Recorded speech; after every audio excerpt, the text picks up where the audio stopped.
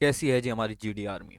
तो भाई जैसा कि सबको पता होगा 31 तारीख का भी पेपर हो चुका है। 31 तारीख का पेपर हो गया। अपना धर्म क्या है, रोज शाम को 8:30 बजे एनालिसिस कराना, कैसे प्रश्न आ रहे हैं, कैसे आगे आ सकते हैं।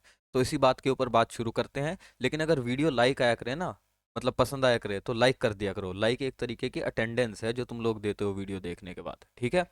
आगे चलते हैं, लेकिन उससे पहले बता दूं, अगर किसी भी एग्जाम की तैयारी कर रहे हो एसएससी जीडी के साथ साथ, तो आप लोग गूगल प्ले स्टोर से हमारी मोबाइल ऐप डाउनलोड कर सकते हो। उस पर लाइव क्लासेस ले सकते हो, मॉक टेस्ट दे सकते हो, और जीडी के मॉक टेस्ट तो बिल्कुल आपके फ्री दिए जा रहे हैं अब।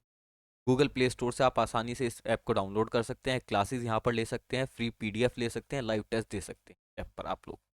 और साथ ही साथ अगर आप लोग हमारी ऐप डाउनलोड करते हैं तो आप लोगों को हमारी ऐप से डेली रिजल्ट गुरु गैजेट मिला करेगा, जिसके अंदर 300 एमसीक्यूज हम लोग प्रोवाइड कराते हैं। साथ ही साथ इन एमसीक्यूज के नोट्स भी हम लोग प्रोवाइड कराते हैं इस गैजेट के अंदर। चलिए अब शुरू करते हैं अपना आज का एनालिसिस और आते हैं पहले प्रश्न के ऊपर। पहला प्रश्न जो हमारा आया था भाई, वो ये आया था कि भारत के अंदर जो प्रसिद्ध त्योहार है छठ की पूजा जो ये है, ये कौन से देवता के लिए मनाई जाती है। तो इसका उत्तर होगा सही, सूर्य देवता के लिए मनाई जाती है। और ये जो त्योहार है बिहार, झारखंड, उत्तर प्रदेश के अंदर मनाया जाता है। ठीक है जी।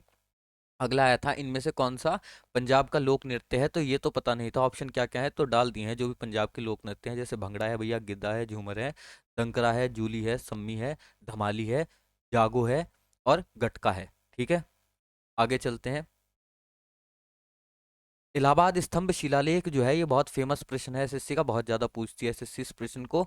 शिलालेख जो है ये किस राजा के शासनकाल में विवरण देता है। तो याद रखना, ये जो है ये किसने लिखवाया, हरिसेन ने लिखा है भैया। इलाहाबाद का स्तंभ लेख है, या फिर इसे आप लोग अब आज के टाइम पे क्या कह सकते हैं, आपका कौन सा इलाहाबाद का नाम क्या, अच्छा इलाहाबाद का नाम बदलकर क्या हुआ है, कमेंट सेक्शन में बताओ। वही इस शिलालेख का नाम भी बदल गया है इलाहाबाद की जगह, देखे किस किस को पता है। और ये समुद्रगुप्त के दरबारी कवि थे, तो ये समुद्रगुप्त के काल के बारे में जानकारी देता है। अनुसूचित जनजाति यानी कि शेड्यूल कास्ट एससी और एसटी के लिए जो रिजर्वेशन बढ़ाया गया है, ये संविधान में कौन सा संशोधन करा गया है। तो याद रखना है 104वां संविधान संशोधन करा गया है अनुच्छेद 334 में। ठीक है जी। और इसके अंदर 10 सालों के लिए रिजर्वेशन बढ़ा दिया गया है, यानी कि अब अगला होगा तो 10 साल बाद ही होगा, 10 साल की रिजर्वेशन बढ़ गया है। हाँ जी। जम्मू कश्मीर में दूसरे उपराज्यपाल लेफ्टिनेंट गवर्नर कौन बने हैं। तो याद रखना है भैया, जगदीश चंद्र मुर्मू जो है 31 अक्टूबर 2019 से 6 अगस्त 2020 तक रहे हैं। और दूसरे मनोज सिन्हा जो हैं, इन्होंने 7 अगस्त 2020 को पद संभाला है। मनोज सिन्हा अभी दूसरे गवर्नर लेफ्टिनेंट गवर्नर हो गए। हाल ही में नागालैंड की पहली महिला राज्यसभा सांसद कौन चुनी गई है। क्या इंपॉर्टेंट क्या है यहाँ पर, नागालैंड की पहली महिला राज्यसभा सांसद है, ये एस पेंगोंग कॉन्याक हैं। कौन, पेंगोंग कॉन्याक, ये बीजेपी की हैं। लेकिन उससे पहले, आगे चलने से पहले बता दूं, अगर आप लोग तैयारी करते हैं गवर्नमेंट जॉब्स की और अपने भाषा में, अपने क्षेत्र की भाषा में तैयारी करना चाहते हैं, तो रिजल्ट गुरु के साथ आप लोग जुड़ सकते हैं, जिसमें चाहे आप मध्य प्रदेश से हो, तेलंगाना से हो, राजस्थान से हो, हरियाणा से हो, पंजाब से हो, बिहार से हो, उड़ीसा से हो, या उत्तराखंड से हो, कहीं से भी हो, आपके राज्य की भाषा में आपको तैयारी कराई जाती है।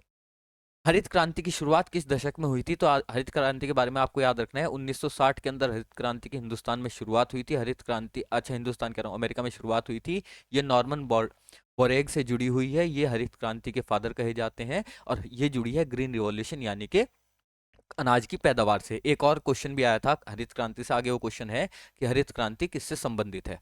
उस क्वेश्चन का आंसर होगा सही, हमारे खाद्य उत्पादन से, जो हमारा खाना है। राज्यपाल की नियुक्ति के लिए योग्यता किस अनुच्छेद में वर्गित है। तो याद रखना है, अनुच्छेद 157 के अंदर बताई गई है नियुक्ति की योग्यता क्या होगी। दूध और फेस जो है, फेस क्रीम जो है, किस प्रकार के उदाहरण है। तो याद रखना है इमल्शन के उदाहरण है। किसके उदाहरण है, इमल्शन के उदाहरण है। द्वितीय गोलमेज सम्मेलन कब शुरू हुआ था। 7 सितंबर 1931 को हुआ था। प्रथम जो है वो 1930 को हुआ था।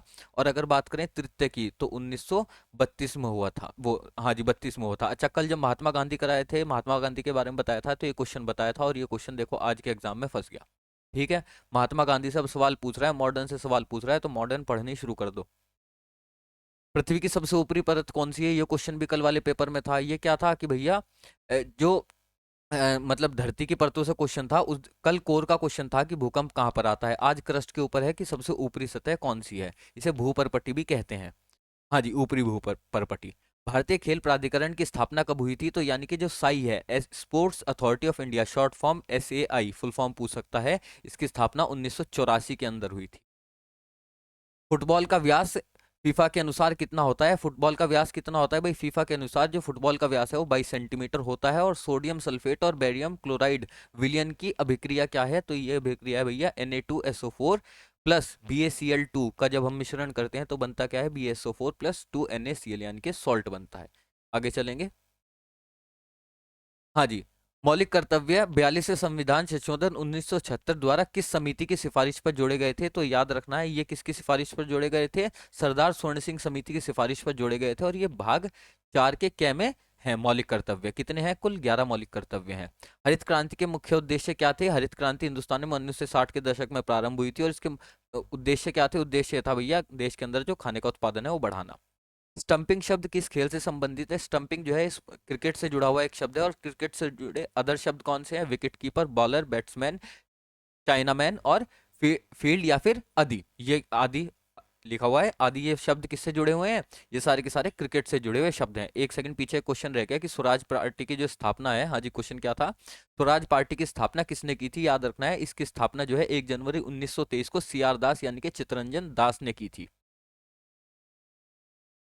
डैश महाराष्ट्र का लोक संगीत है, तो याद रखना है लावनी इसका आंसर था, लावनी जो है महाराष्ट्र का लोक संगीत है।